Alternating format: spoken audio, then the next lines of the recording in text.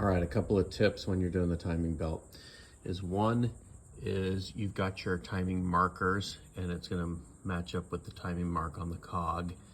And you're gonna get this belt and put it right where it needs to be. And then what I do is you take these zip ties and you tighten it down onto the cog. That way when you're working on other cogs and where you're trying to get these gears into place, the belt won't come off and slip off. It is exactly where it needs to be.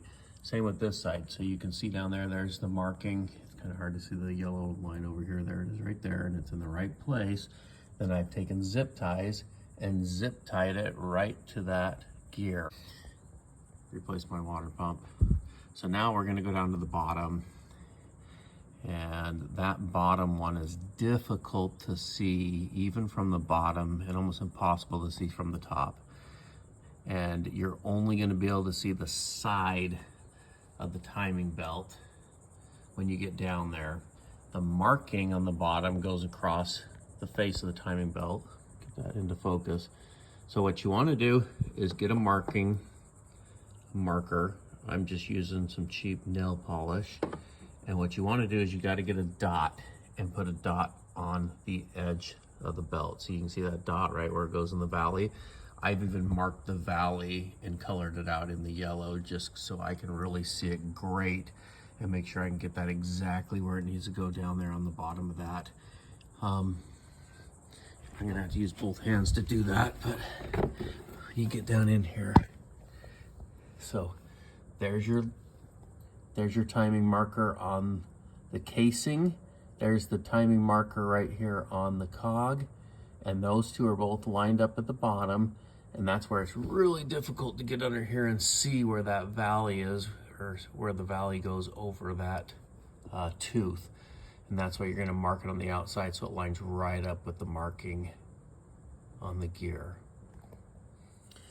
All right, so to ultimately get this belt on, so what we did is we left the belt off of the water pump so that this was over here to give a lot more slack going down to that bottom cog. And then I even took this tensioner off with this bolt and I removed this whole tensioner out of there. And that just gave us a little bit more slack to make sure that this one was exactly on the right timing tooth. And then once we had that on the timing tooth, I had a friend come over here, and what you want to do is you want to literally like pinch this belt together. So you would grab it here and here and down at the very cog at the bottom. It's hard to see that, but you would pinch it and that holds the teeth onto that gear. Much like we've got zip ties holding the belt and the teeth in the exact teeth so they don't slip off as we're pulling and tightening these belts and getting them around the pulleys. You want them in there. So really you have to pinch it to hold it in place.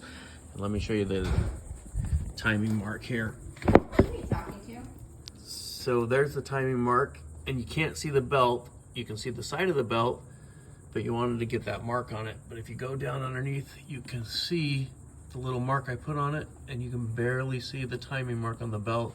And that's why you want to make that timing mark large enough so you can see it when you're down underneath.